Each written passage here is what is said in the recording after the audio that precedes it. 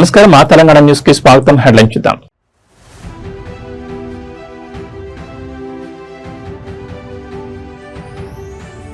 ప్రతి ఒక్కరూ జాతి నిర్మాణంలో భాగస్వామ్యం కావాలి, సీఎం చంద్రబాబు పిలుపు.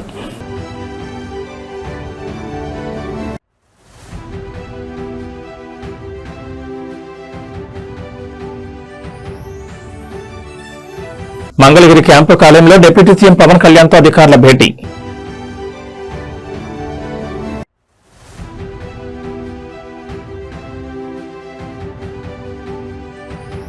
తెలంగాణలో ఖేలో ఇండియా యూత్ గేమ్స్ 2026 ఏర్పాట్లపై సీఎం రేవంత్ రెడ్డి ఉన్నత స్థాయి సమీక్ష.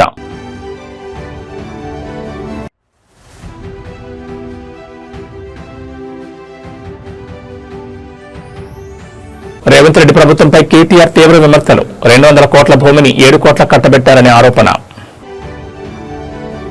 ఇక డీటెయిల్స్ చూస్తే, అమరావతి సచివాలయంలోని ఆర్టీజీఎస్ కేంద్రం నుంచి వివిధ ప్రభుత్వ శాఖల పనితీరుపై ముఖ్యమంత్రి చంద్రబాబు నాయుడు ఉన్నత స్థాయి సమీక్ష నిర్వహించారు. రాష్ట్ర ప్రభుత్వంలో ప్రతి ఒక్కరిని భాగస్వామ్యం చేస్తూ పార్ట్నర్స్ ఇన్ నేషన్ బిల్డింగ్ కార్యక్రమాన్ని విస్తృతంగా ముందుకు తీసుకెళ్లాలని అధికారులకు స్పష్టమైన ఆదేశాలు జారీ చేశారు. ఈ సమీక్షలో సీఎం చంద్రబాబు మాట్లాడుతూ అధికారులు, ఉద్యోగులు, ప్రజలు అంతా కలిసికట్టుగా జాతి నిర్మాణంలో భాగస్వాములు కావాలని ఆకాంక్షించారు.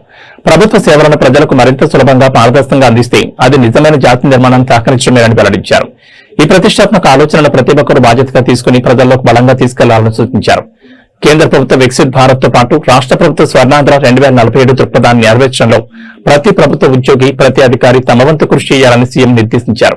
ప్రభుత్వ ప్రధాన కార్యదర్శి సాయి ప్రసాద్ సహా వివిధ శాఖల కార్యదర్శులు, ఉన్నతాధికారులు పాల్గొన్న ఈ సమావేశంలో ప్రజలకు మెరుగైన సేవలు అందించే అంశంపై సీఎం పలు దిశానిర్దేశాలు చేశారు. ఆంధ్రప్రదేశ్ రాష్ట్ర ఉప ముఖ్యమంత్రి కొణిదెల పవన్ కళ్యాణ్ మంగళగిరిలోని ఆయన క్యాంపు కార్యాలయంలో పలువురు ఉన్నతాధికారులు మర్యాదపూర్వకంగా కలిశారు. ఇటీవల తిరుపతి మున్సిపల్ కార్పొరేషన్ కమిషనర్ గా బాధ్యతలు చేపట్టిన ఐఏఎస్ అధికారి జయకృష్ణ తో పాటు సైన్స్ అండ్ టెక్నాలజీ శాఖ కార్యదర్శి doctor Hanumanthu Purushottam deputy CM Pawan Kalyan తో వేర్వేరుగా భేటీ అయ్యారు. తిరుపతి మున్సిపల్ కార్పొరేషన్ నూతన కమిషనర్ గా నియమితులైన జయకృష్ణ మంగళగిరిలో ఉప ముఖ్యమంత్రిని కలిసి పుష్పగుచ్చం అందించారు. ఆ తర్వాత సైన్స్ అండ్ టెక్నాలజీ, ఇన్నోవేషన్ శాఖ కార్యదర్శి డాక్టర్ హనుమంతు పురుషోత్తంతో జరిగిన భేటీలు రాష్ట్రంలో సైన్స్ అండ్ టెక్నాలజీ రంగాన్ని మరింత అభివృద్ధి చేయడానికి తీసుకోవాల్సిన చర్యలపై సుదీర్ఘంగా చర్చించారు. పరిశోధనలు, కొత్త ఆవిష్కరణలకు రాష్ట్రంలో అనుకూలమైన వాతావరణం కల్పించాలని, విద్యార్థులు మరియు యువ పరిశోధకులకు విస్తృతమైన అవకాశాలు కల్పించాలని ఈ సందర్భంగా పవన్ కళ్యాణ్ స్పష్టం చేశారు. ముఖ్యంగా సమాజంలో యువతలో శాస్త్రీయ దృక్పథాన్ని పెంపొందించే వైజ్ఞానిక కార్యక్రమాలను మరింత విస్తృతంగా చేపట్టాలని అధికారులకు డిప్యూటీ సీఎం మార్గదర్శనం చేశారు.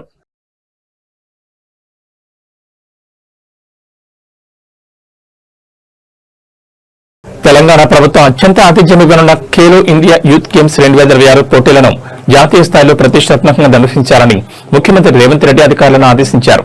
ఎంసీఆర్ హెచ్ఆర్డీలోని బోధి పెవిలియన్లో క్రీడా శాఖ మంత్రి వాకటి శ్రీహరి మరియు ఉన్నతాధికారులతో కలిసి సీఎం ఈ క్రీడోత్సవ ఏర్పాట్లపై సమగ్ర సమీక్ష నిర్వహించారు. ఈ సమీక్ష సమావేశంలో సీఎం రేవంత్ రెడ్డి మాట్లాడుతూ ఈ ఏడాది డిసెంబర్లో ఖేలో ఇండియా పోటీలను నిర్వహించేలా విస్తృత ఏర్పాట్లు చేయాలని సూచించారు. హైదరాబాద్లోని అన్ని ప్రధాన స్టేడియాల ప్రస్తుత పరిస్థితిని క్షేత్రస్థాయిలో పరిశీలించి భవిష్యత్ అవసరాలకు అనుగుణంగా శాశ్వత ప్రాతిపదికన మౌలిక వసతులను అభివృద్ధి చేయాలని స్పష్టం చేశారు. ఇందుకు అవసరమైన నిధులను తక్షణమే విడుదల చేసేందుకు ప్రభుత్వం సిద్ధంగా ఉందన్నారు. మొత్తం 20 రకాల క్రీడా విభాగాల్లో ఈ పోటీలు జరగనున్నందున ప్రతి విభాగానికి తగ్గట్టుగా ప్రదేశాలను కేటాయించాలని ఆదేశించారు. ప్రారంభోత్సవ ముగింపు వేడుకల్లో ప్రముఖ క్రీడాకారులు, సినీ ప్రముఖులను, తెలంగాణ అర్జున అవార్డు గ్రహీతలను భాగస్వాములను చేయాలని తెలపగా సమావేశంలో ప్రభుత్వ సలహాదారు KRK Rao, SATS chairman Shivasena Reddy, special CS JS Ranjan పాల్గొన్నారు.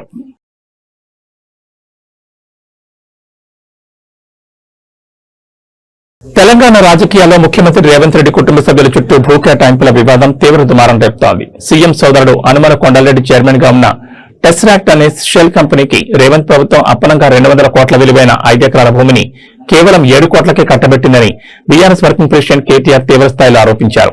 మీడియా సమావేశంలో మాట్లాడిన కేటీఆర్, కొండలరెడ్డి తన లింక్డ్ ఇన్ ప్రొఫైల్లోనే టెస్రాక్ట్ కంపెనీ చైర్మన్ అని రాసుకున్నారని ఆధారాలు బయటపెట్టారు.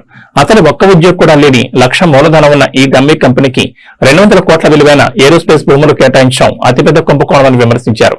పొరుగున ఉన్న కర్ణాటకలో భూ కేటాయింపుల వివాదంలో లోకాయుక్త తీర్పు తర్వాత సీఎం సీటుకి ఎసరొచ్చిందని ఇక్కడ కూడా ఇదే న్యాయం వర్తించాలని డిమాండ్ చేశారు.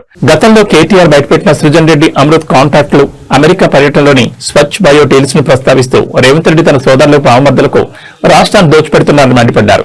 ఈ వ్యవహారంలో సంబంధం లేదంటూ మంత్రి శ్రీధర్ బాబు బొకాయించడం సిగ్గుచేటని, అధికారులందరినీ సీఎం కుటుంబం నడిపిస్తోందని దిగిపట్టారు. అనుముల కొండలరెడ్డి రేవంత్ రెడ్డి గారికి స్వయానా తమ్ముడు. ఆయన లింక్డ్ ఇన్ ప్రొఫైల్ ఇది. ఇందులో ఏం చెప్తున్నాడంటే, నేను చైర్మన్ గా ఉన్నాను టెసరాక్ట్ అనే ఒక కంపెనీకి అని చెప్పి కొండలరెడ్డి గారు ఇలా స్పష్టంగా రాశారు. టెసరాక్ట్ అడ్వాన్స్డ్ సిస్టమ్స్ కి, భూపాల్ ఇన్ఫ్రాస్ట్రక్చర్ కి నేను బాధ్యుడిని అని చెప్పి కొండలరెడ్డి గారు రాసుకున్న వారి లింక్డ్ ఇన్ ప్రొఫైల్ ఇది. అదే సంస్థ టెసరాక్ట్ అనే సంస్థ ఏర్పాటు చేసిన ఒక కార్యక్రమం, ఏరోస్పేస్ అండ్ డిఫెన్స్ కంపెనీ నేను అని చెప్పుకొని ఏర్పాటు చేసిన ఈ కార్యక్రమానికి అమెరికన్ కాన్సుల్ జనరల్ కూడా అటెండ్ అయిన విషయం. తర్వాత కొండలరెడ్డి గారు ఈ మధ్య కాలంలో మరి సడన్ గా ఆయన ఏం చదువుకున్నాడో ఏం చేశాడో నాకు తెలియదు, కానీ సడన్ గా యుఎస్ ఇండియా స్ట్రాటజిక్ పార్ట్నర్షిప్ ఫోరంలో ఎగ్జిక్యూటివ్ బోర్డులో టెసరాక్ట్ చైర్మన్ గా ఆయన జాయిన్ అయ్యారు అని చెప్పేసి వారు స్వయంగా లింక్డ్ ఇన్ లో పెట్టుకున్న వ్యవహారం. US India strategic partnership forum కూడా we're delighted to welcome Shri Kondal Anumula chairman of Tesseract advance systems అని చెప్పి వాళ్ళు కూడా ఇచ్చిన ఇగో వారి స్టేట్మెంట్. ఇవన్నిటితో పాటు మరి ఎవరి టెసరాక్ట్ ఏంది కథ అని చెప్పి మేము కూడా ఆశ్చర్యపోయి సడన్ గా చదువు రాని రేవంత్ రెడ్డి బ్రదర్స్ అందరూ చదువు రాదు, పొట్టగోస్తే అక్షరం ముక్క లేదు, వీళ్ళందరూ సడన్ గా కోట్లు బూట్లు వేసుకొని మరి ఇంత పెద్ద పెద్ద కంపెనీలకు చైర్మన్లు ఎట్లా అయిపోతున్నారు, ఎవరి కంపెనీ ఏంది కంపెనీ అని తవ్వితే ఈ కంపెనీ పేరు టెసరాక్ట్ అడ్వాన్స్ సిస్టమ్స్ ప్రైవేట్ లిమిటెడ్ అట. ఈ కంపెనీ ఫోన్ నెంబర్ ఇది, వాళ్ళ వెబ్సైట్ ఇది. కంపెనీ ఎంత గొప్ప కంపెనీ అయ్యా అంటే కంపెనీ ఫోన్ నెంబర్ ఏందని చూసినాం, 1234567889. ఇది వాళ్ళ వెబ్సైట్. మరి ఇట్లాంటి నెంబర్లు ఉండొచ్చని మాకు తెలియదు. కొత్త సాంకేతిక పరిజ్ఞానం రేవంత్ రెడ్డి ఏమైనా కనుక్కున్నాడో అది కూడా తెలియదు. మరి కంపెనీ ఎవరు ఏంది వీళ్ళ కథ ఏంటంటే ఒక్క ఉద్యోగి లేడు, నో ఎంప్లాయీ, జీరో ఎంప్లాయీ. ఇది నేను చెప్పట్లేదు, వాళ్ళే చెప్పారు. నెంబర్ ఆఫ్ ఎంప్లాయీస్ ఇది వాళ్ళ స్టేట్మెంట్. March 31, 2025 నాడు ఎంతమంది ఉన్నారు ఎంప్లాయీస్ అంటే ఒక్కడు కూడా లేడు, 0. ఎక్కడుందా కంపెనీ అంటే ఊరు లేదు, పేరు లేదు, ఎక్కడో పటాన్ చెరువులో ఒక చిన్న ఇల్లు అడ్రస్ పెట్టుకున్నారు. అంటే పెయిడప్ క్యాపిటల్, కంపెనీ యొక్క పెయిడప్ క్యాపిటల్ అంటే ఒక కంపెనీ పెట్టినప్పుడు మూలధనం ఎంత, ₹1,00,000. కంపెనీ పెయిడప్ క్యాపిటల్ ₹1,00,000, ఎంప్లాయీ ఒక్కడు లేడు. చైర్మన్ ఎవడయ్యా అంటే అనుముల కొండలరెడ్డి. మరి దీనికి రేవంత్ రెడ్డి గారి ప్రభుత్వం ఏం కేటాయించిందో తెలుసా? 1 కాదు 2 కాదు, రేవంత్ రెడ్డి గారి ప్రభుత్వం ఇవాళ విలువైన 200 కోట్ల రూపాయల విలువైన 5 ఎకరాల భూమిని ఈ ₹1,00,000 పెయిడప్ క్యాపిటల్ ఉన్న కంపెనీకి కేటాయించి అతి పెద్ద కుంభకోణానికి పాల్పడ్డది. తిరుపతి జిల్లా చంద్రగిరిలో తీవ్ర ఉద్రిక్తత నెలకొంది. డిఎస్సీ అక్రమాలపై సోమవారం నిర్వహించిన నిరసన ర్యాలీలో పాల్గొన్న ప్రైవేట్ సెక్యూరిటీ సిబ్బందిని పోలీసులు అదుపులో తీసుకోవడంపై వైఎస్ఆర్సీపీ నేత చెబిరెడ్డి హర్షిత్ రెడ్డి తీవ్ర ఆగ్రహం వ్యక్తం చేశారు. ప్రైవేట్ సెక్యూరిటీ సిబ్బందిపై పెట్టిన తప్పుడు కేసులను వెంటనే కొట్టివేయాలని డిమాండ్ చేస్తూ చంద్రగిరి పోలీస్ స్టేషన్ ఎదుట వైఎస్ఆర్సీపీ శ్రేణులతో కలిసి భారీ ధర్నాకు దిగారు. హర్షిత్ రెడ్డి పిలుపుతో పెద్ద సంఖ్యలో పార్టీ శ్రేణులు, కార్యకర్తలు చంద్రగిరి పోలీస్ స్టేషన్ చేరుకున్నారు. పోలీసుల వైఖరికి నిరసనగా ప్లకార్డులు చేతబోని ప్రభుత్వానికి, పోలీసులకు వ్యతిరేకంగా హోరెత్తేలా నినాదాలు చేశారు. ఈ క్రమంలో ధర్నాను అడ్డుకునేందుకు పోలీసులు ప్రయత్నించడంతో ఇరు వర్గాల మధ్య తీవ్రస్థాయిలో తోపులాట జరిగింది. ఈ ఘర్షణలో హర్షిత్ రెడ్డి చొక్కా చెరిగిపోగా ఆయన కుడి చేయి మరియు కాలికి గాయాలయ్యాయి. శాంతియుతంగా నిరసన తెలుపుతున్న తమపై పోలీసులు దౌర్జన్యాన్ని దిగడం ఘోరమని హర్షిత్ రెడ్డి మండిపడ్డారు. రాజకీయ కక్ష సాధింపుతోనే అమాయక ప్రైవేట్ సెక్యూరిటీ సిబ్బందిపై అక్రమ కేసులు బనాయించారని ఆరోపించారు. అక్రమ కేసులను తక్షణమే ఉపసంహరించుకోకపోతే చంద్రగిరి వ్యాప్తంగా ఆందోళనను మరింత తీవ్రతరం చేస్తామని వైఎస్ఆర్సీపీ నేతలు హెచ్చరించారు. ఎన్టీఆర్ జిల్లా విజయవాడలో తీవ్ర కలకలం రేగింది. ప్రముఖ టీడీపీ నాయకుడు బుద్ధా వెంకన్న అల్లుడు కాంట్రేగుల రవీంద్ర ఆధిపత్యం ఆగడాలు తాళలేక గట్టం సుమన్ అనే వ్యక్తి ఆత్మహత్యత్నానికి పాల్పడ్డారు. తన వద్ద నుంచి 5 కోట్లు అన్యాయంగా తీసుకుని తీవ్రంగా మోసం చేశాడంటూ బాధితుడు విడుదల చేసిన వీడియో ఇప్పుడు సోషల్ మీడియాలో వైరల్గా మారింది. బాధితుడు సుమన్ కన్నీరు మునీరవుతూ తన ఆవేదనను వెళ్లగక్కారు. ఆర్య వైశ్యుడైన తనను నమ్మించి బుద్ధా వెంకన్న అల్లుడు రవీంద్ర తీవ్రంగా మోసం చేశాడని ఆరోపించారు. రవీంద్ర ఒత్తిడితో తన వంటిపై ఉన్న బంగారం, భార్య వద్ద ఉన్న కిలో బంగారం, సింగ్ నగర్ లోని విలువైన స్థలంతో పాటు తనకు తెలిసిన వారి దగ్గర అప్పులు చేసి 5 కోట్లు ఇచ్చానని, అయినా ఇంకా డబ్బులు కావాలంటూ రవీంద్ర దారుణంగా వేధిస్తున్నాడని సుమన్ ఆరోపించారు. ఈ మోసం వల్ల తాను డబ్బు, ఆరోగ్యం మరియు కుటుంబాన్ని పూర్తిగా కోల్పోయానని సుమన్ తీవ్ర ఆవేదన వ్యక్తం చేశారు. తనకు 2, 3వ తరగతి చదువుతున్న చిన్నపిల్లలున్నారని, తన కుటుంబానికి న్యాయం చేయాలని వేడుకున్నారు. ఈ ఘటన విజయవాడ పొలిటికల్ వర్గాల్లో తీవ్ర దుమారం రేపుతోంది. నమస్తే అండి, నా పేరు గట్టం సుమన్. నేను అందరికీ తెలిసిన వ్యక్తిని. నేను ఇవాళ సర్వనాశనం అయిపోయా. దానికి కారణం బుద్ధా వెంకన్న అల్లుడు కాండ్రేకుల రవీంద్ర వల్ల సర్వనాశనం అయిపోయా. నా దగ్గర 5 కోట్ల రూపాయలు అన్యాయంగా తీసుకున్నాడు. నేను ఒక ఆర్య వైశ్యుని చెప్పి నన్ను మోసం చేసి టూ మచ్గా ఎలాగంటే అలాగ నన్ను బ్లేమ్ చేసి, మోసం చేసి, నన్ను అన్యాయం చేసి, నా సొమ్ము తీసుకొని నన్ను ఇబ్బంది పెడతాడండి. మా మిస్సెస్ ఈ నోట్లు చెక్లు ఉన్నాయి. నేను ఆల్రెడీ 1 టౌన్ పోలీస్ స్టేషన్లో కేసు పెట్టాను. అవి కూడా మాకు చాలా అంటే చాలా న్యాయంగా చేశారండి పోలీసు వారు కూడా. అందుకే ఇవాళ నేను చచ్చిపోతున్నానండి. అందుకే ఇవాళ చనిపోతున్నాను. నా దగ్గర బండిలో దొంగతనం చేసిన బొబ్బిలి మోహన్ 70,000 దొంగతనం చేశాడండి. రవి గుమస్తా, తర్వాత రవి బినామీ వసలత కేకే కర్రీ కిరణ్ కుమార్, వీళ్ళతో కేసులు వేయించి మమ్మల్ని నానా ఇబ్బందులు పాలు పెడుతున్నారండి. నేను వైసీపీ పార్టీలో 16 సంవత్సరాల నుంచి 1 టౌన్లో ఏకైక కార్యకర్తగా తిరుగుతున్నానండి. నా దగ్గర కోట్ల రూపాయలు ఉన్నా కూడా నేను ఎవరి దగ్గరికి వెళ్ళి ఏ పదవి ఆశించలేదు, నేను ఏది చేయలేదండి. కానీ జగనన్న నన్ను, నా కుటుంబాన్ని రోడ్ల పాలు చేసింది బొద్దా వెంకన్నల్లుడు కాండ్రేకుల రవీంద్ర. ఏ గవర్నమెంట్ ఉన్నా సరే అమ్మవారి గుళ్ళో కాంట్రాక్టులన్నీ వాళ్ళే, అమ్మవారి గుళ్ళో వడ్డీ వ్యాపారాలు చేసేది వాళ్ళే. మీరు కనుక్కోండి, విచారించండి. కానీ నేనైతే చనిపోతున్నానండి. నా భార్య పిల్లల్ని అన్యాయం చేసి చనిపోతున్నాను. నా అన్నదమ్ముడు నన్ను క్షమించాలి, నా భార్య నన్ను క్షమించాలి. నా బిడ్డలు చిన్న పిల్లలు 3rd క్లాస్ 2nd క్లాస్. నేను ఈ రోజున ఈ డెసిషన్ తీసుకోవడానికి కారణం కూడా ఏంటంటే నాకెవరు సాయం చేయట్లా.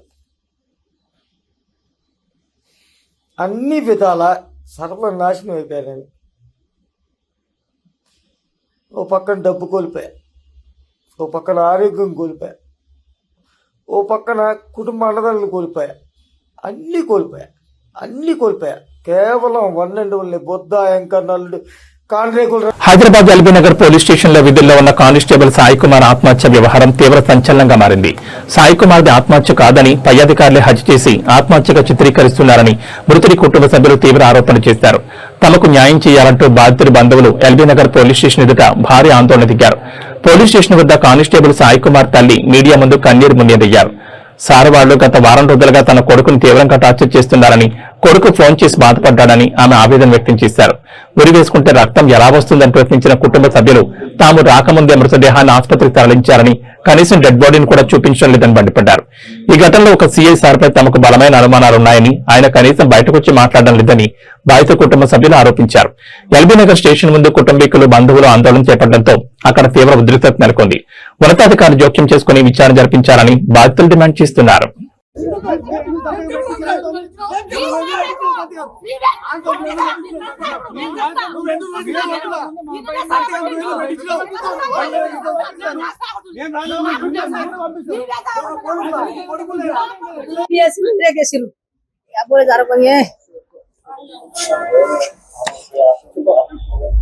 సార్ ఇలా కొట్టిరు సార్, ఇలా సలా కొట్టిరు సార్, ఇలా టార్చర్ చేసిరంట. వారం రోజుల సంధి మా బిడ్డకి చెప్పిండు సార్, ఇలా టార్చర్ చేస్తుండని చెప్పిండంట. ఇలా సావా కొట్టి ఊరేసిర్రు. ఆ ప్యాన్ వంగిందా, ఉచ్చబోసిండా, ఎరిగిండా, ఏం చేసిండా కొడుకు? ఉర్రి వేసుకుంటే ఎరగతాడు, ఉచ్చబోసుకుంటాడు. ఏమైనా అయిందని చూడు సార్, మీరు చెక్ చేయండి. రక్తం ఎట్లొచ్చింది ఆ కొడుకుని? రక్తం ఎట్లొచ్చింది? ఎట్లా చంపిరు నా కొడుకు? చిన్న ఏజ్ నా కొడుకు. నేను బాధ చేసేసాం, బాధ పెట్టి ఇంత బాధ చేసిన కొడుకు, ఇంత కష్టం చేసిండు నా కొడుకు. నేను కష్టం చేసి బతుకున్నా నా కొడుకు చిన్న ఏజ్ సార్ నా కొడుకుది సావా కొట్టి ప్యాన్ మీద పాన్ వేసి ఊరిగట్టిను ఇలా సావా కొట్టేను ఇలా సావాలని అలా పేరు అని పేరు పడాలని అలా ఊరి పెట్టి అలా చేసారు అల్లే ఊరి వేసి అల్లే సావా కొట్టాను నేను ఇలా చేస్తా అలా పెట్రోల్ తెసి అలా పెడతా నేను ఇలా చేస్తా అందరి మీద పెట్రోల్ పోస్తా ఇండే నేను చేస్తా ఇలా పెట్రోల్ తెచ్చిన కున్నా ఇంత ఇలా ఇండే నేను ఇండే చేస్తా ఇలా అలా తండ్రి అలా అలా తల్లి ఇండే చేస్తున్నాం ఇలా ఇలా పని చేస్తున్నా 3 గంటలకు వచ్చింది సార్ ఫోన్ ఇటుకెళ్ళి ఎస్ఐ సార్ ఫోన్ చేసిండ్రు వస్తేనే ఉన్నాం సార్ మాకన్నా ముందు ఎట్లా తీసుకెళ్ళిండ్రు మేము రాకన్నా ముందు ఎట్లా తీసుకోపోయి నా కొడుకుని నా కోడి నాకు చూపెట్టాలి కదా సార్ నా కొడుకుని చూడాలి కదా సార్ వస్తేనే ఉన్నాం కదా సార్ 4 గంటలకి వచ్చినాం సార్ మేము మా ముందు ఎట్లా తీసుకోపోయిర్రు హాస్పిటల్ వేసి ఫోన్ చేసింది సార్ అయితే ఏం చెప్పలేదు సార్ ఇక ఏం కాదమ్మా సాయికి హాస్పిటల్ వేసినాము అని చెప్పిండు ఇక ఊరిని వేసిర్రు రక్తం ఎట్లా వెళ్ళింది సార్ ఊరిని ఎట్లా పెట్టిర్రు ఎందుకు తాడు కూడా కోసిరు కదా సార్ చెల్లె తోల ఉంది కదా సార్ దాన్ని కూడా కోసిరు రక్తం వచ్చింది ఉర్రి వేసుకుంటే ఎరక్తారు సార్ ఉత్తరం వస్తారు సార్ అన్ని చేస్తారు దాంట్లో ఏం ఉండవు చూడు మీరు చెక్ చేయండి సార్ ఏం కాదు నా కొడుకు ఇలే చంపిరు ఇలే ఉర్రి పెట్టిరు మళ్ళా ఇలే తాడు కోసిరు మళ్ళా ఇలే చేసిరు సార్ ఇలే జావా కొట్టిర్రు నాకేం తెలుసు సార్ నేనేం చెప్పాలి నేను ఇక్కడ ఉన్నానా సార్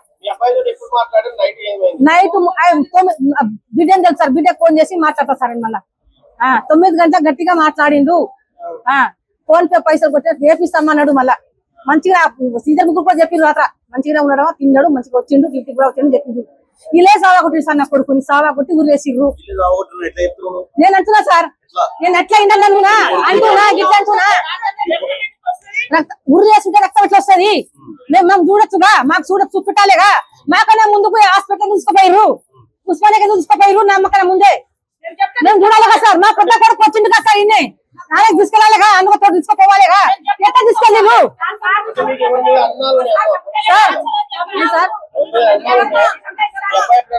ఉంది సార్ ఉంది టార్చర్ వేసి ఇంకా బాగానే వారం రోజులు టార్చర్ పెట్టుకుంటా ఎందుకని టార్చర్ చేసిర్రు అందుకని నా కొడుకు టార్చర్ పెట్టిర్రు తెలియదు సార్ పెట్టిన బిడ్డ ఫోన్ చేసిందట ఈ సారు నాకు టార్చర్ చేస్తున్నా తిరుపతి జిల్లా శ్రీకాళహస్తిలో గంజాయి మొక్కల ఆకడాలు మితిమీరిపోతున్నాయి. గంజాయి మత్తులో ఆకతాయిలు ఏకంగా విధి నిర్వహణలో ఉన్న పోలీస్ కానిస్టేబుల్ పైనే కత్తితో దాడికి దిగడం తీవ్ర కలకలం రేపింది. రైల్వే స్టేషన్ సమీపంలో జరిగిన ఈ ఘటన స్థానికంగా తీవ్ర భయాందోళన గురిచేసింది. పోలీసులు తెలిపిన వివరాల ప్రకారం తన ల్యాప్టాప్ పోయిందంటూ ఓ యువకుడు డయల్ 100కు కాల్ చేయడంతో హెడ్ కానిస్టేబుల్ రమణయ్య వెంటనే రైల్వే స్టేషన్ సమీపానికి చేరుకున్నారు. అక్కడే అనుమానాస్పదంగా సంచరిస్తున్న 2 వ్యక్తులను విచారించిన కానిస్టేబుల్ వారి వద్ద ఉన్న ఫోన్ను స్వాధీనం చేసుకునేందుకు ప్రయత్నించారు. దీంతో గంజాయి మత్తులో ఉన్న ఆ నిందితులు హెడ్ కానిస్టేబుల్ కాలర్ పట్టుకుని కత్తితో బెదిరిస్తూ తీవ్రంగా దాడికి తెగబడ్డారు. దాడికి పాల్పడిన నిందితులను కొండమెట్ట ప్రాంతానికి చెందిన జితేంద్ర మరియు శ్రీనివాసులుగా పోలీసులు గుర్తించారు. హెడ్ కానిస్టేబుల్ పై దాడికి దిగి విధులు నిర్వహించకుండా అడ్డుకున్న నిందితులపై పోలీసులు వెంటనే హత్యాయత్నం కేసు నమోదు చేశారు. శ్రీకాళహస్తి పరిసర ప్రాంతాల్లో గంజాయి విక్రయాలు, చట్ట వ్యతిరేక కార్యకలాపాలపై కఠిన చర్యలు తీసుకుంటామని అధికారులు హెచ్చరించారు.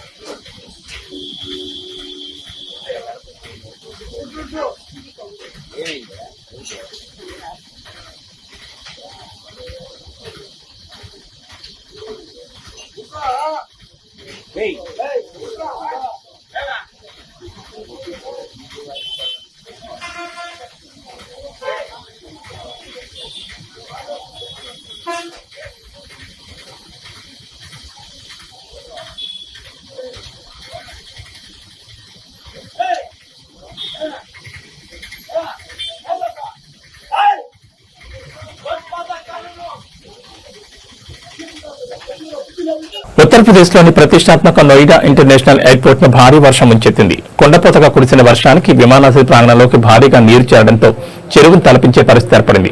విమానాశ్రయ ఆవరణ, రన్వే సమీప ప్రాంతాలు నీట మునిగిన దృశ్యాలు సోషల్ మీడియాలో వైరల్ గా మారడంతో ప్రయాణికులు, నెటిజన్లు దిగ్భ్రాంతి వ్యక్తం చేస్తున్నారు. జబార్ సమీపంలో నిర్మించిన ఈ గ్రీన్ఫీల్డ్ ఇంటర్నేషనల్ ఎయిర్పోర్ట్ లో సరైన డ్రైనేజ్ వ్యవస్థ లేకపోవడం వల్లే నీరు బయటకు పోలేక లోపలికి చేరుకుందనే విమర్శలు వ్యక్తమవుతున్నాయి. కురిసిన వర్షధాటికి విమానాశ్రయ ఆవరణలో రాకపోకలు సాగించే మార్గాలు పూర్తిగా జలమయమయ్యాయి. నీటి ప్రవాహాన్ని బయటకు పంపేందుకు ఎయిర్పోర్ట్ సిబ్బంది మోటార్లను ఉపయోగించి అత్యవసరంగా డ్రైనేజ్ పనులు చేపట్టారు.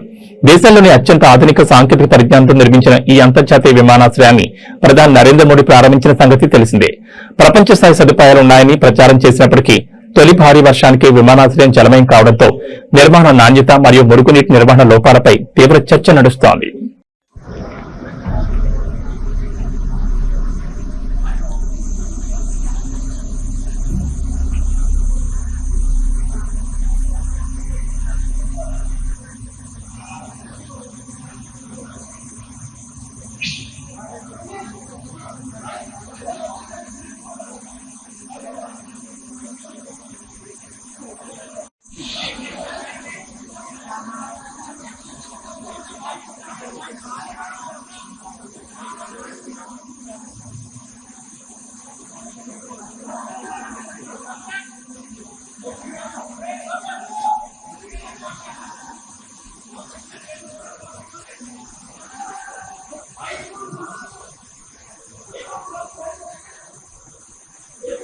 గుజరాత్ లోని అహ్మదాబాద్ లో తీవ్ర దిగ్భ్రాంతికర ఘటన వెలుగులోకి వచ్చింది. ఒక బహుళ అంతస్తుల భవనంలో పనిచేస్తున్న సెక్యూరిటీ గార్డ్ అక్కడే ఉన్న ఓ యువతిపై అత్యంత దారుణంగా అత్యాచారానికి పాల్పడ్డాడు.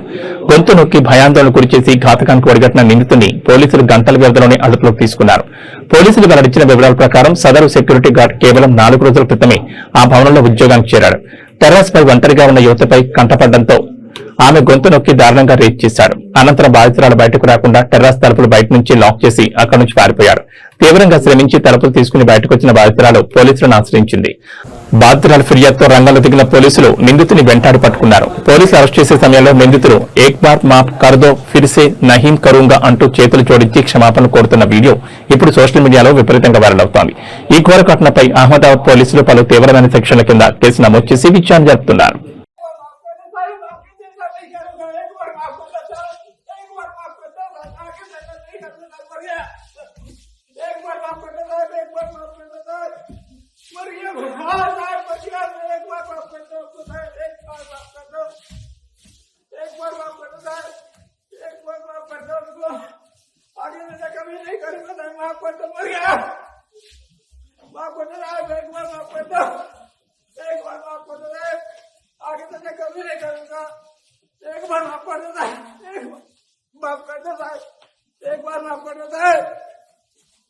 ఆషాఢ మాసం ముగిసి పవిత్ర శ్రావణ మాసం ప్రారంభమైన వేళ పసిడి ప్రియులకు బంగారం, వెండి ధరలు ఊహించని షాక్ ఇస్తున్నాయి. పండుగల శుభకార్యాల సీజన్ ప్రారంభమవడంతో భాగ్యనగర్ బులియన్ మార్కెట్లో పసిడి ధరలు ఒక్కసారిగా భారీగా ఎగబాకాయి.